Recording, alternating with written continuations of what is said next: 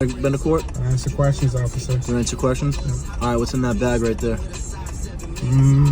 Again, I don't answer questions. Okay. But for my safety, I want to know what's in that bag. It's in a reachable distance. So you what's in that put it behind me? bag? I'll put it behind me. There's no problem. Okay, but it's right now in there, so I need to see what's inside of it. So you can see what's inside my bag? Yes, for my safety. What law is that? The law is that it's for my officer's safety. But I'm not going to give you any of my personal property. I don't consent to any searches, seizures, or anything. Detained or subject to arrest? You're being detained. Detained for what? I just want to know what I'm being detained for. You're being detained for officer safety. Officer safety? That's not... What law is that? What crime have I... You mentioned facing some diversity and some prejudice because of your heritage or perhaps your skin color. Did that play a role in the traffic stop we're seeing in this video? Oh, 100%. 100%. Nah, to anybody watching this video, stand up for your rights, man. Stop letting them bully us. Don't be scared because of the way we look. Like I said, tattoos, I got it all, the whole shebang. And if I did it, you could do it. And it's time for us to stand up as people. And I mean, when I say people, I mean as Americans, no matter what color we are, we all need to stand together and fight evil. What's going on, everybody? And today's video comes from Adrian Romero. I was sent this video, I watched it, and I was two things: disgusted by the cops and impressed by Adrian. In fact, I was so impressed with him, I tracked him down and I reached out to him. And he walked me through this horrifying video in detail. In fact, he conducted a full interview. Stick around to the end of the video and you can watch it. But let's just put it this way. Massachusetts State Police Officer Barbosa saw a dark-skinned individual driving a modified Honda. He initiated a traffic stop on the false pretenses that the windows had illegal tint. But instead of getting the tint meter that he had in his patrol vehicle, he started down a racially motivated agenda of questioning, demanding that Adrien give up his Fourth Amendment right, because your Fourth Amendment right can be waived if it's in favor of officer safety. He also violated Adrien's Fifth Amendment right, demanding that he didn't answer questions. And although remaining silent to police can't be construed as guilt, that didn't stop this cop from trying to turn this victim into a suspect. When all was said and done, Adrien never got out of the car, and a tint meter was finally brought, all to prove what Adrien knew before he ever got pulled over. His tint was totally legal. The only thing that was illegal was one dirty mass state trooper with a racial agenda trying to violate someone's rights. Let's jump in the video.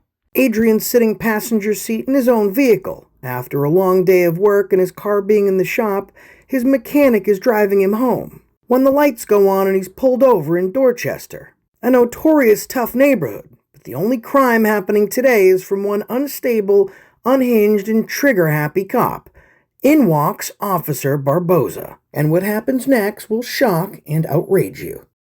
How you guys doing? How are you, officer? Doing well. Trooper Barbosa with the State Police. Should be an audio and video report on my body camera. We do too. As well. Everywhere. Beautiful. The reason for the stop is these tints look too dark. What are the percentages on these?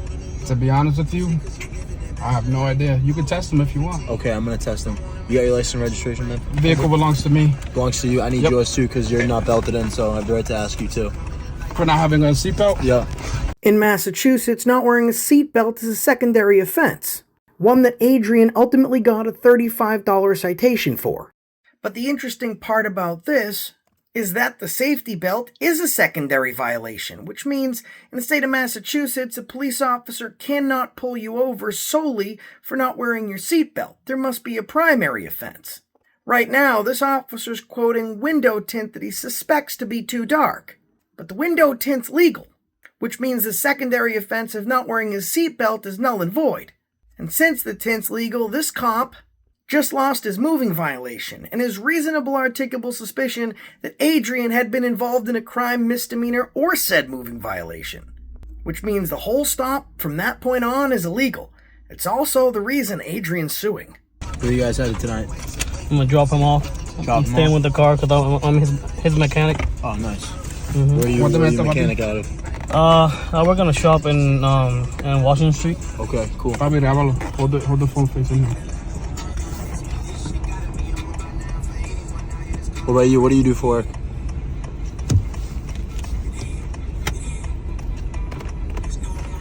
Talking to me? Yeah. I don't answer questions. You don't answer questions? No. I don't Okay, answer cool. questions.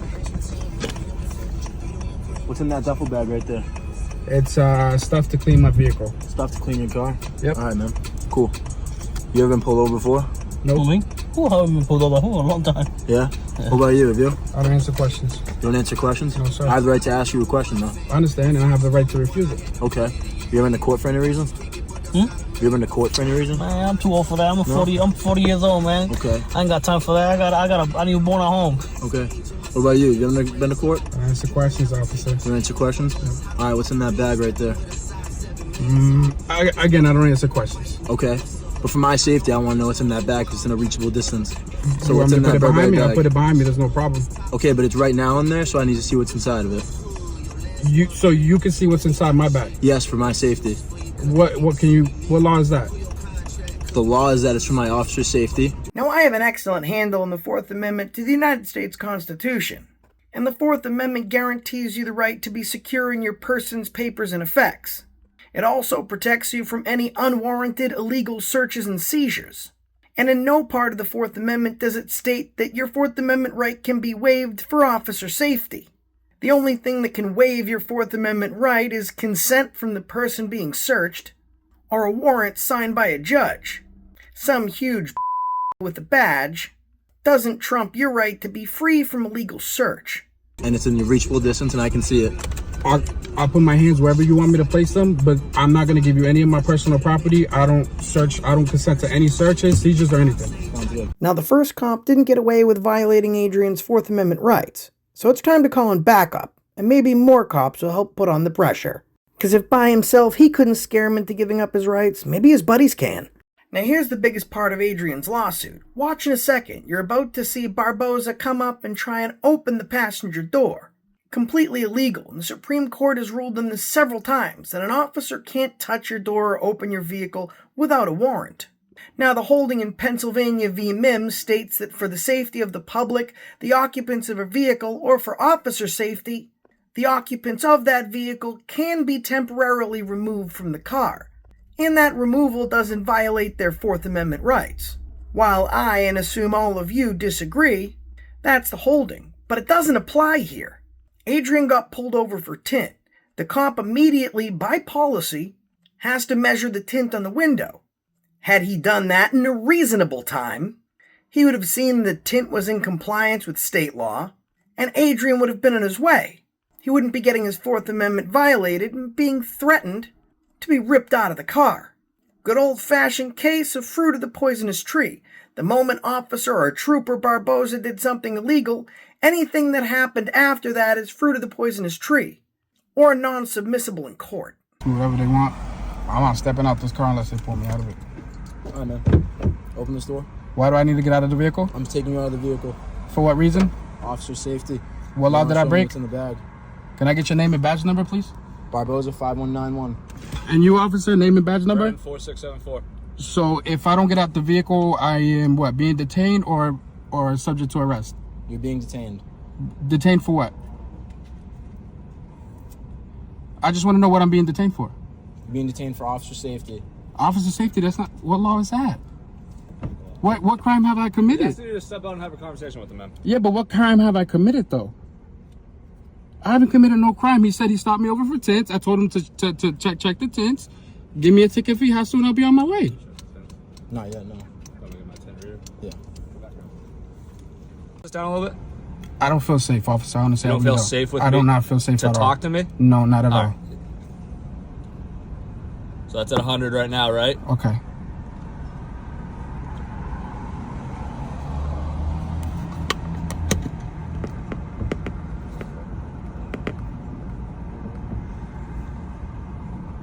It's all right. It's rated 35. Okay. So it's legal. Yes, sir.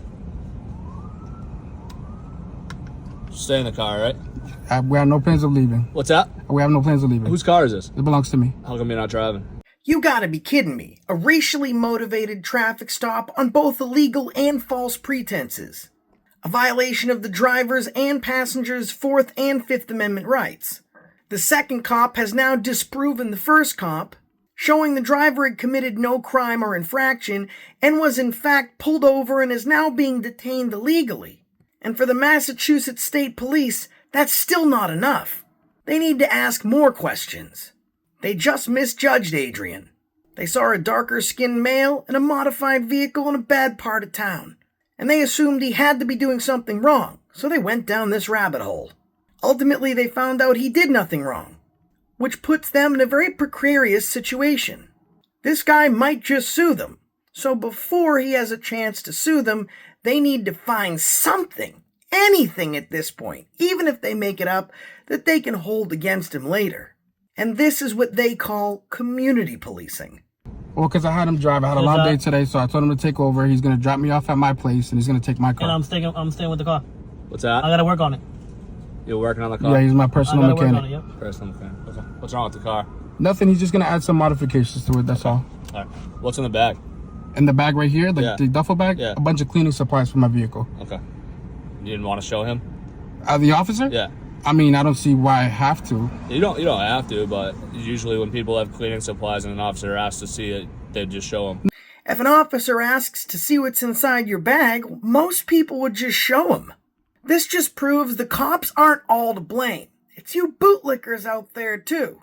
You're setting a very dangerous precedent. Officer safety and their feelings protection should be paramount to anything else, including your inalienable rights.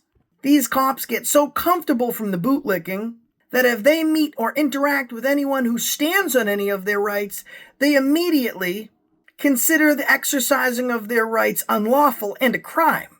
And that's the cop logic. Bootlicker lets us violate all their rights. This equals any other citizen that doesn't give up their rights to police must be committing a crime, and they must be profiled, whether it be racially or any other manner. No, I understand. I don't want to make you guys' job any difficult than what it already is, but personally, I don't really like answering questions, and when he came up, honestly, I just felt threatened. And honestly, I don't feel safe with neither of you two being here. Okay. And him trying to force me out of my vehicle is very unlawful because I haven't committed any crime, so I don't see why I should be detained for any reason. Okay. So if he feels like my tints are too dark, he could have wrote me my ticket, did what you just did, officer, and I could have been on my way. There's no issue. Well, he was good to go on taking you out all day long. He was good to go on taking me out all day long? Yeah. For what reason? For his officer safety. Is that a law? It's a command order to get out of the car. Yeah. So let me ask you this. So let's just say I didn't step out of the vehicle. Yeah. Would I be subject to arrest at any point if I did refuse? Yeah, you're interfering with a police investigation. Like I mentioned earlier, under the holding of Pennsylvania v. Mims, the officer's actually right, if this was a legal traffic stop. But it wasn't. And what law is that? Do you mind? I'm just trying to be educated. Yeah, Audi 25. You can look it up. Okay. All right? I get that. Look, you're not trying to cause us any other problems. Not at all, officer. We're here for everyone in the Massachusetts safety, right? Correct. So if he's asking you to do something and, like, you have cleaning supplies in a bag, why wouldn't you just show him the cleaning supplies? Because I didn't think it was lawful. What's that? I didn't think it was lawful for me to have... I don't understand. Like, you're telling me two different things that you're trying to make... You're feeling unsafe and you're not trying to cause problems with us. Well, because I'm being honest with you, I do feel unsafe. What do you feel unsafe about? Wait, we got two police officers, two armed police officers. Are you kidding me? I mean, and let's be honest, the history of cops and what's going on lately, it doesn't look good. Okay. It just doesn't make me feel safe at all. Okay. Am I good to go?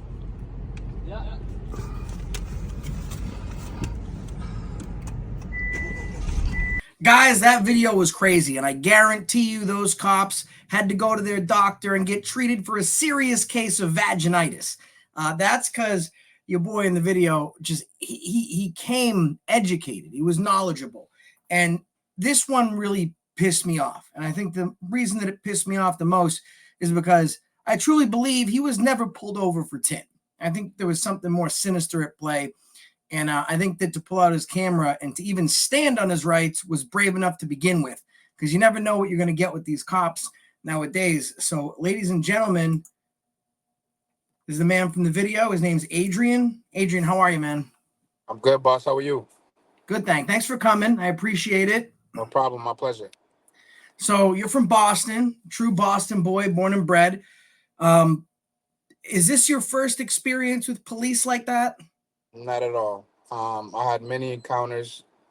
Um, Stems all the way back since I was a kid, man, to like 11, 12. It's been a while. So, what are some of the reasons that you came in contact with police? I mean, just dirty cops out looking to give you a hard time? Yeah, that was the case most of the times, but I wasn't as well as educated as I am now. So I didn't realize my rights were being violated as a kid. You don't, and you see it going on with your friends, and it becomes normal. You know what I'm saying? So it was normal to me to see a police officer throw me up, against the fence, put his hands in my pockets, do all those kind of things, and uh, stuff like that became normal to me. So, and I saw that everybody around me wasn't, defending themselves either. So I'm like, who am I? So I kind of just went with the flow of it and kind of got used to it. So, what was the turning point where I mean, because that happened to me also. I was a kid, and I think as an adult, and I think back to all the kind of grimy stuff that the cops have done, and I say, if I knew then what I knew now, what was 100%. kind of the turning point for you? What made you want to kind of get educated and understand your rights? To be honest with you, I would say there's many reasons why. I could say one of them is because I became a father, and my children, I want to educate them too. I want them to know that because of, unfortunately, the world we live in, sometimes the color of our skin, can put us in a position where we don't want to be. So that's one reason. Another reason why is because again, I feel like knowledge is power, and educating yourself on the Constitution and watching, dude, I watch so many videos on YouTube and see people standing up for their rights. And I'm like, I would, I would hate to have to be put in a position where I would have to put my knowledge, to the test, but I did. And I'm not going to tell you that I wasn't nervous. I don't know if I can curse on here, but I was fucking Of nervous. course. I was fucking nervous. But I told myself, I'm like, listen, hold your ground and, do what you got to do. Whatever the outcome is, it is what it is. Now, you mentioned facing some diversity and some prejudice because of your heritage or perhaps your skin color. Did that play a role in the traffic stop we're seeing in this video? Oh, 100%. 100%. So, the area that I was in was Dorchester going towards Mass Ave. All So right. that area there it's like they're just out waiting, man. So when we took that sharp right turn and I saw those lights go off, I'm like, yep, we're in for one. And again, I wasn't driving. I was the passenger. I am the owner of the vehicle, but I was the passenger at the moment. Because, like I explained in the video, I had a very long day. I just came out of a 12-hour shift that day. And I told my friend, hey, take over. You drive me to my place and then, take the car. So that's the reason why my friend was behind the wheel when I was in the passenger side. But growing up in Dorchester, I grew up in Harvard Point. Growing up in Dorchester and all those surrounding areas, it was no surprise to me that I was going to get pulled over. I drive a Honda Accord. I don't know if I have anything posted of my vehicle, but it's modified. It draws a lot of attention, so I know that it was going to happen regardless. So that's my take on that. But I definitely do think that it had nothing to do with my tints. 100%. Now, I don't know how, I think I do know how they look at you, which is why you got pulled over for tint. And it's because that's how it happens, right? They say, oh, the reason we pulled you over is tint. And then the next thing out of his mouth should be, and because of that, I'm pretty sure I'm right. Here's my tint meter. I had it in my pocket. But we need to get you out of the car. There's everything else. Because they look at you a certain way. Now, when I look at you, Boston, American guy, working hard, got a couple of kids. I see the flag that you got there. I saw some of the posts on your Facebook page, especially about 2A. I just see a regular American just trying to do the best he can with what he's got and make that life everything worth living. And that's 1000%. not how they saw you. They pulled you over. They criminalized you before he even ran your name. I thought it was interesting. And folks at home, if you're watching, don't put past the fact that in the beginning he seemed kind of nice. Okay, if someone shoots you in the head and says, thanks for dying, because they were polite does not mean that they were nice. The very first thing he asked after that was, have you ever been to court before?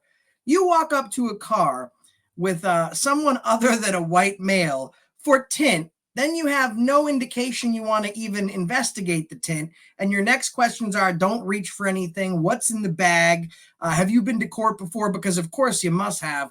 That's a very specific road to go down. And they did that for two reasons. Number one, he's ignorant and he's racist. And number two, because of his training. You know, evil begets evil. The police teach you to do these things. During that stop at any time, you know, you said that you were nervous. Did you ever think that things could get worse? Oh, 100%. 100%.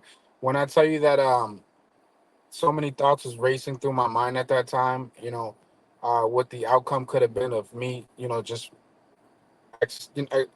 being who I was, and trying to stand up for my rights. I knew that I could have potentially been harmed or, you know, worse, you know, dead. Let's just be honest. That's just the world we live in right now, unfortunately. So I knew that those were possibilities. But again, I try to suck all those emotions in and try to hold my ground as much as possible. As you can see, the driver that was with me is not as knowledgeable as I was, and pretty much got his rights violated.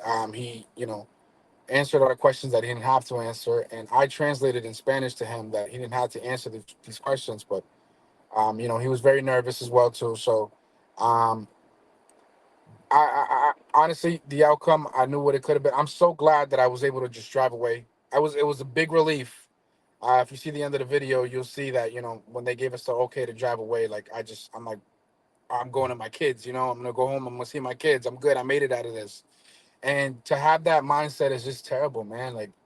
Like you said, I'm just a regular guy, man. I work hard, I take care of my children, bro. Like, I shouldn't have to, you know, be put in positions. No one should have to be put in a position like that, you know. But I guess it's just the I mean, it's a reality. stark realization. It's a stark realization to understand that you've broken no laws, you've Oh, done nothing wrong, you're nothing. driving down the street, and you get pulled over. Now, normally, someone's mindset should be, I must have missed a turn signal, I must have just blew a red light or something That's what I silly. was under the impression. Yeah. Let me get my license and my registration. This will be done quickly. It's a sad state in America, and it's a sentiment that the police can't blame on the citizens, but the citizens have every right to blame on the police. That the moment you get pulled over, I don't care who you are, everyone tenses up a little bit, and it's a normal thing to drive away and say, thank God I made it home. Now, I want you to think of how messed up this is, folks. These are public servants, okay? In their words, they're going to tell you that they're there to serve and protect you. Should you ever be thankful you made it out alive from the person that's sworn to protect you? That's like a you know, an actor or a musician hiring a bodyguard they know is out to kill them, and just be thankful that you made it through the day. It doesn't make a lot of sense. Now, in this video, Adrian, a couple times you kept putting your hands on the wheel and you kept saying, you see my hands? You kept reminding him where your hands were and that they were visible. Why did you do that? Again, for my safety, and just to let them know that I wasn't a threat. So I'm actually in the vehicle right here. This is my personal vehicle. So again, I wasn't behind the wheel. I was in the passenger side. So I let it be known that, you know, my hands are going to be visible. They're going to be where you can see them. And if you want me to keep them here, I will keep them here. And I did so. I couldn't really show too much in the video, but there was one hand holding the camera and the other arm was visible, 100% visible. Not at any moment that I moved my hand to any position where they couldn't see my hands, because I was very fearful. I'm like, I'm not going to take a chance, you know, and put my hand somewhere that looks suspicious to them and give them a reason to, you know, either pull out a gun or, you know, escalate the situation any worse than what it already was. So, Puerto Rican gentleman driving a modified Honda Civic.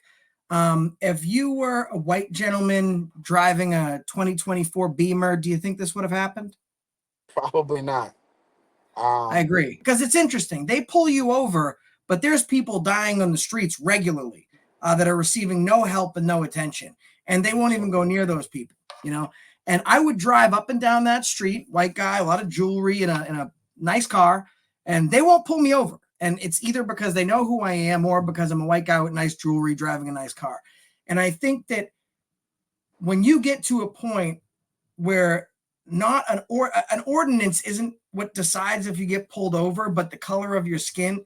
Yeah. So, I mean, it seems like even though all this stuff has happened to you, you're going on unaffected for the most part. Like, you still got gas in the tank. How do you keep that positive mindset? To be honest with you, when you go through situation, again, not that I've been through it and any recent times after this last altercation, but you you become numb to certain situations. You build a tolerance for a lot of things, you know. So I build a tolerance to many things that affect me, and once things, you know, become repetitive, you just kind of, you know, you just ignore it, you know. So I went on with my normal day right after that, you know, after the incident. I went home, you know, and hugged my kids like I always do when I don't see them for so long, and kissed them goodnight. Just kept my regular day going, man. I didn't let that affect me at all. So, moving forward, two parts to this question. I know that one of the officers present is watching this video. There's not a cop in Massachusetts that doesn't know the name of this channel. So I can guarantee you one of them are watching. If they're watching right now, based on what happened in the car, and now you've had a couple, you know, a little bit to digest what happened, you have their undivided attention. What do you say to them? Honestly, I would say, don't judge a book by its cover, man. You know, give the people a benefit of a doubt. Only if they knew me on a personal level, you know, they would have known that I'm a law-abiding citizen. I do my best, you know, to provide for my family. Um, Dude, I'm as cool as they come, bro. I'm not trying to toot my own horn here, bro, but I'm as cool as they come, you know. And I wish that they will give people the opportunity or the benefit of doubt. You know, I get the whole, you know, mindset that police officers have, that, you know, if it quacks like a duck, looks like a duck, what could it be? You know, I understand that. Like, I get it, but enough is enough, you know. Um, and to them, I would just say, man, just don't judge a book by its cover, man. Uh, I was as tough as I may look. I was shaking in my boots, my man. I was shaking in my boots the whole entire time. I don't even know. I'm gonna be honest with you, Josh. I don't even know how I wasn't able to stutter or slur any of my words while I was doing that whole process, because I was nervous as fuck, bro. I Well, was it's nervous, it's man. pure adrenaline. At that point, everything's coming out on its own. It's like after you suffer a serious injury, you Yep. know, you can still function for a good amount of time because the adrenaline coursing through your veins can keep you going. And when you're in a life or death situation, and for all intents and purposes, you have more, there's a higher likelihood that you'll be killed by a police officer than almost anything else. I mean, last year, only less than 600 officers were injured at the hands of citizens, not all deaths. But almost 2,000 citizens were killed at the hands of police officers. This is a serious level of danger when you're meeting any officer, especially with the fact that there's really no education required, and it takes longer to become a barber than it does a cop. And I trust my barber way more than I do any cop. And Yeah, same here. for this to be turning into the epidemic that it has, and especially with Adrian, right? Let me tell you something, folks. So Adrian, I had to really kind of, he's not looking for spotlight. I had to kind of corral him on, and he was like, you know, I don't really want the spotlight. I'm not looking to try and make it all about me or put my face out there. I just want some accountability. And a lot of people, the moment they get a little bit of camera time, that's what it's all about. I had to push Adrian to come on here, and the only reason he did is because he wanted to make sure that something like this didn't happen to you. And the way that you keep it from happening to you is to be educated like him. You know, he's just a regular guy like me. He took his phone out, and this is a career killer. That's what Adrian did. He captured the end of a couple police officers' careers, which brings me to my last question. What do you think the punishment should be? That cop violated your Fourth Amendment right. He tried to open your door. Even though he didn't succeed, he still tried to. There's serious case law in response to that. What do you think the consequences should be for this guy? Fired. Fired. 100% fired. Some more training. A bunch of stuff. Josh, if you watch the videos, I mean, it's just like embedded in my head because I've seen it so many times, and since I posted it on TikTok, my notifications are just not stopping. And if you can see that Officer Barbosa, when he reaches for the door handle, and I asked him, "What am I being detained for?" He didn't have an answer for me, and Right. that shook, the little shake in his head and looking at his partner for answers. That's a look of a person who's unsure of what he's doing, and that that alone is scary. You know, that shouldn't be a guy with a badge. That should not be a Or guy a with a gun, badge. for that Exactly, matter. or a gun. Because, I mean, we're talking about the basic principles of law. I mean, I think the first time I ever learned about search and seizure was from Jay-Z. The glove compartment's locked, so is the trunk in the back. And that embedded into my brain, and that made me want, oh, really? I don't have to let cops search all my stuff? And, you know, I knew it was going downhill when you asked him, you know, what law is searching my bag? And he said officer safety.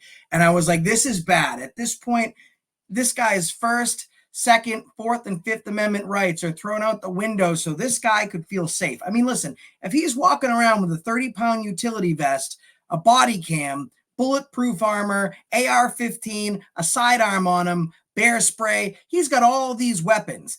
If has all these weapons, he's that armed, and he's walking up to an unarmed citizen, and he's still that much of a pussy, it's time to invest in a career change.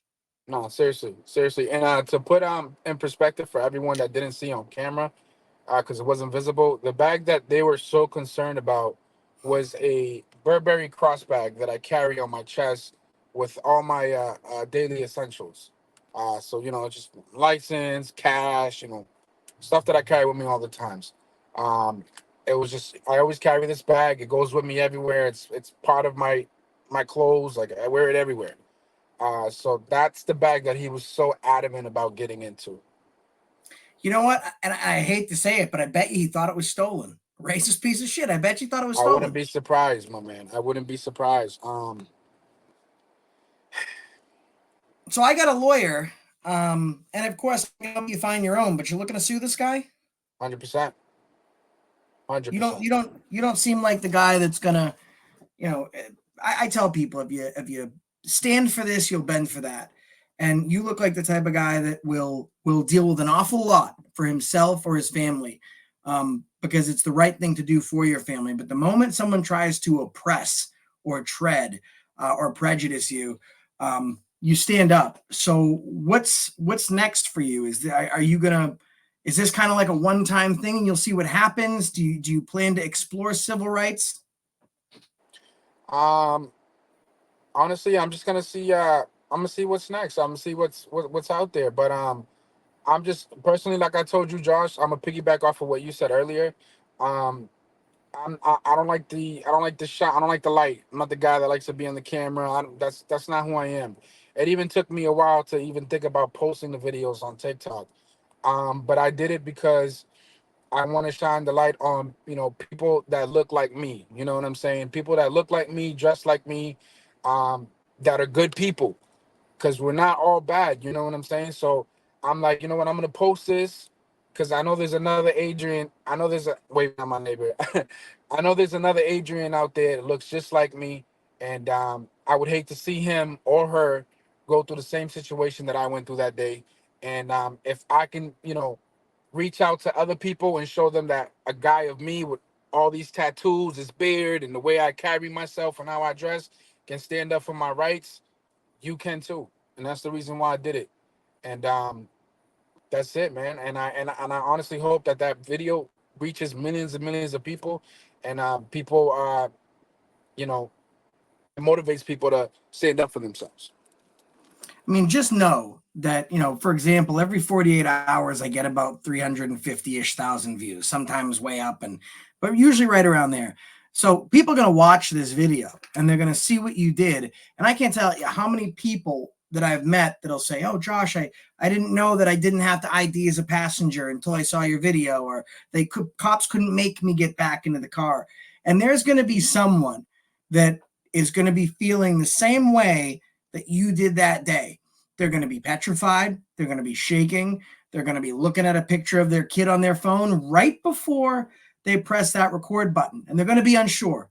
They might think it's best not to do it. They're going to think of you They're going to remember this video. They might even play it back real quick so they can remember what to say. And I'll tell you one thing. They don't just end a career. They also save a life. I think that you're brave for what you did. Appreciate it. True Boston bred down to the core. And I think that, people should be very impressed with you. And I think the state police should be in great fear of you. Because it's hard to hire more cops when you're paying out hundreds of thousands of dollars in lawsuits for violating one American's civil rights. So, Adrian, thank you for coming on. And any last message you want to give to the folks listening? Josh, I want to thank you as well, my brother, for reaching out to me and helping me put light to the situation. And to anybody watching this video, stand up for your rights, man. Stop letting them bully us. Don't be scared because of the way we look. Like I said, tattoos, I got it all, the whole shebang. And if I did it, you could do it. And it's time for us to stand up as people. And I mean, when I say people, I mean as Americans. No matter what color we are, we all need to stand together and fight evil, And that's my message to the people. And God bless everybody on him. Thanks. Folks, that's Adrian. Stay tuned. When he starts, if we can talk him into it, his own YouTube channel, I'll let you know. And definitely a guy to follow and a guy to watch out for. I appreciate all you Americans at home sitting down, taking the time to watch this video. I think it's important that we shine the light on folks like this guy. Because if not like someone like Adrian, I wouldn't be here right now. If not like someone like Adrian, I wouldn't be getting the emails that I'm getting from you people at home saying, wow, that video saved my life. And that's what it's all about. Every time cops take a life, we need to save 2 more. And that's the reason I stopped you today. 100%. I hope Trooper Barbosa and his cohorts walked away from that stop feeling real tough, like tyrants, imposing their perceived authority on innocent civilians. They like to go by the name law enforcement officer. Now it looks like that name has been changed to defendant. I'm currently working with Adrian to get him legal representation from my own attorney. And once the lawsuit's filed, these troopers might just be feeling the same anxiety that Adrian felt that day. And that's the reason I stopped you today.